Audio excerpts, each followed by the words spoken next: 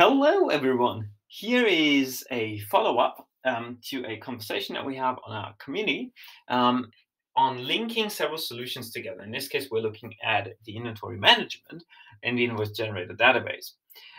In my first approach, I created a link between the inventory management and the invoice generator, meaning anytime we do a checkout of an item, we should also generate an invoice. Then Eugenia jumped in and said, "Hey, why don't you do it the other way around, which would be probably much cleaner?" Well, I gave it a try. What can I say? Eugenia was right again. Doing it the other way around is much easier. So let's let's give it a try. What do we want to do? Let's recap. Well, for any given invoice that we're sending, in this case, let's take a look at one that we've sent today, right? So we sent invoice with peppers, for peppers. What else do we have? Actually, just peppers.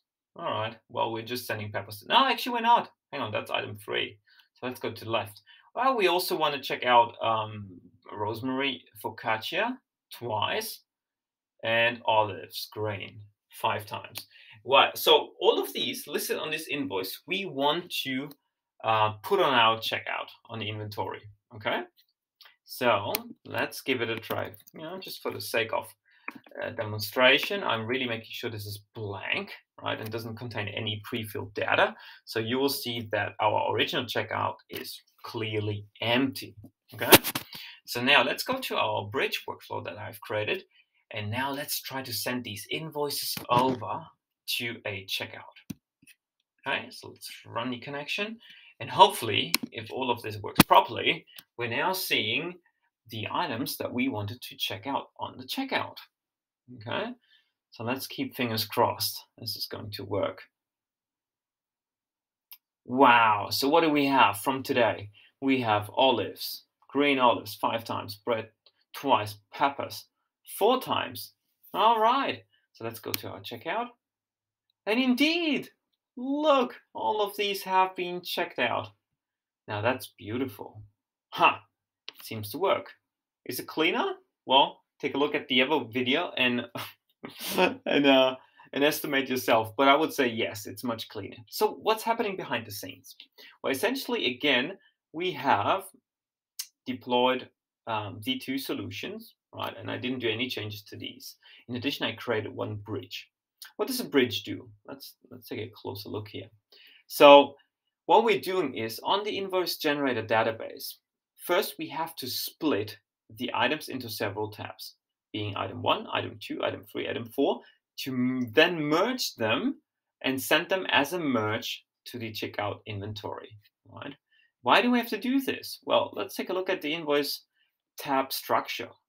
Well, we have items in several places. We have them here, item 1, we have item 2 here, item 3 here, and item 4 here.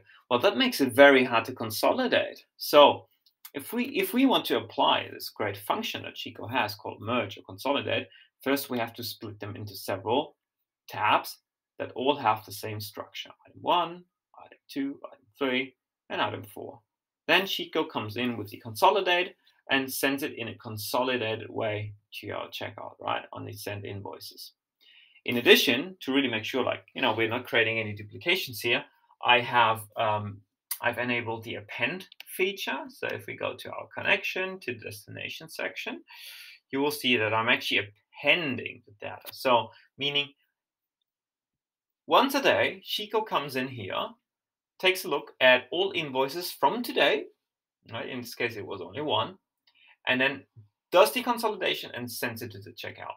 And in this way, we're really not creating any duplications if the user does not run this workflow manually several times aside the automation, right? So it's really important that this runs just automatically once a day. And finally, well, if you go back to the checkout, you will see that it contains also an SKU and a unit of measure. But hang on, if you go back to the invoices, well, they don't list any SKUs and units of measure. So my thinking was, if we want to send an invoice and check something out, it must have been checked in previously. Here we go. So on our check-in sheet, we actually have SKUs and units of measure. So what did I do? go back to the bridge. Again, I have created a connection that simply sends this information, these SKUs and the unit of measure, to our checkout. Right? So let's go back to checkout. And here I'm just doing a simple formula magic saying, just look up for any given item name, just please look up the SKU, return it, and please do the same with the unit of measure.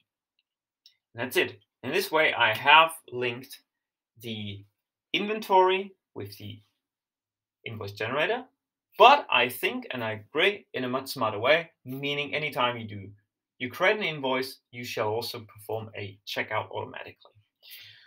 Was this helpful? Please let us know on our community discussion if you want to link any other solution with a sort of conceptual purpose.